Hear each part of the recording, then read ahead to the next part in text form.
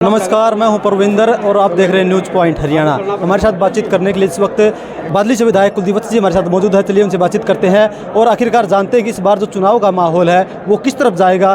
क्या जो सरकार कह रही है उसमें दावों में सच्चाई है या इस बार फिर से उड्डा सरकार बनने जा रही है। विधायक जी, सबसे पहले आपका स्वागत है न्यूज़ पॉइंट में। धन्यवाद आप सब। मैंने यहाँ पर काफ़ी सारे पंपलेट्स देखे जिसमें लिखा हुआ है कांग्रेस के संकल्प 300 यूनिट बिजली फ्री, 6,000 रुपये पेंशन, बीपीएल कार्ड। तो जो आपने इतने लंबे चौड़े वादे कर दिए हैं, क्या इतना बजट है? क्या आप लोग सरकार बनने के बाद इन वादों को पूरा कर पाओगे?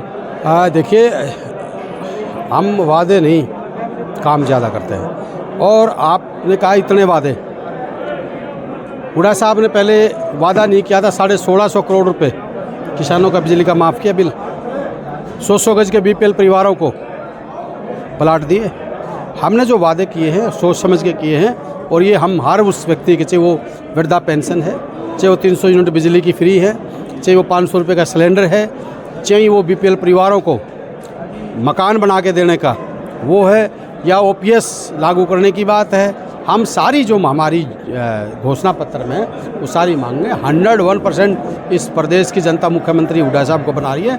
और पहली कलम से, जैसे हमारे आदरणीय राहुल गांधी जी ने किया था, पहली कलम से, चाहे हमारा हिमाचल में था, चाहे हमारा कर्नाटक में था, चाहे हमारा तेलंगाना में था, तीनों पहली कलम से हुआ और वो भी हरियाणा में भी। बीजेपी ये कह रही है कि पहले 10 सालों में जिस समय हुड्डा की सरकार थी उस समय विकास के काम नहीं हुए। हमने जितने विकास के काम करवाए हैं आज तक किसी सरकार ने इतने काम नहीं करवाए। हुड्डा साहब के टाइम में जो विकास कार्य हो, मैं तो चैलेंज करता हूँ बीजेपी के नेताओं को और जेजेपी को 10 साल का विकास मैं बताऊँगा हरियाणा में क्या हुआ, और 10 साल का खुली हरियाणा की कहते एक जनता की पंचायत के बीच में मैं चैलेंज करता हूँ, मेरे साथ आएँ और 10 साल के वो काम गिनवाएं और न 10 साल के काम हम गिनवाएंगे। सरकार कह रही है कि पहले नौकरियों की बोली लगती थी, आज बिना पर्ची के बिना खर्चे के बच्चे नौकरी लगते हैं। हाँ, अब तो उनके ऑफिसों में 5-5 करोड़ रुपए मिलते हैं, बगैर बोली के मिले या किस बोली के मुझे पता नहीं। और रही बात खर्ची और पर्ची, बार बार कह रहे हैं, मुझे ये बताएं ना खट्टर साहब कि उन्होंने गवर्नमेंट एम्प्लॉयमेंट कितनी दी हरियाणा के अंदर, बताएं। वो कौशल ने भी जोड़ रहे हैं, डीसी रेट में, क्या मतलब है खट्टर साहब? ये बीजेपी का मतलब बहुत झूठी पार्टी, बहुत करप्ट पार्टी। और ये इनका एक ध्येय है कि भाई को भाई से लड़ाओ और घी पियो और लूट करो और सो जाओ। अब जैसे केंद्र के चुनाव हैं तो बीजेपी हर जगह राम का नाम लेकर आ रही है कि हम राम को लेकर आए हैं। बीजेपी का बाप का है राम? हमारे परदादा सड़दादा, हमारा बच्चा पहले जब जन्म लेता है तो उसकी माँ पहला वर्ड ये कहती है राम राम। किसान खेत में जाता है तो लो राम का नाम, सुबह से लेकर रात तक काका राम राम, ताऊ राम राम, भाई राम राम, चाची राम राम। इनके बाप का है राम? राम हमारे कण कण में है, हमारे खून में है। ये तो राम के नाम की खाते हैं। हमारे लिए भगवान है राम, हमारे लिए आस्था का प्रतीक है राम, इनके लिए सिर्फ और सिर्फ राजनीतिक के लिए है राम।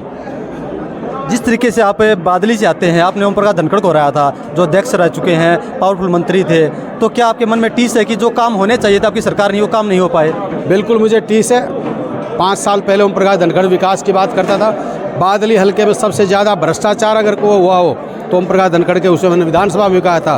और आज ये टीस है, पर लोगों ने पता है कि इसने कई गुना करके ब्याज सहित इस इलाके का विकास भी होगा, चाहे युवाओं के रोजगार की बात होगी, चाहे इलाके का विकास होगा, वो हम कराएंगे। विधायक जी, आपसे एक आखिरी सवाल करना चाहूँगा कि आप लोगों की रणनीति क्या रहेगी बीजेपी को हराने के लिए अगले चुनाव में? देखिए, कई रणनीति है, वो मीडिया के सामने नहीं बता सकते, पर हमारी रणनीति हमारे काका था हमारे भाई बनाएंगे। सुना आपने, ये विधायक कुलदीप वत्स जी का साफ तौर से ये कहना है कि इस बार चुनाव में जो है वो भारतीय जनता पार्टी को हराकर कांग्रेस पार्टी की सरकार बनाएंगे।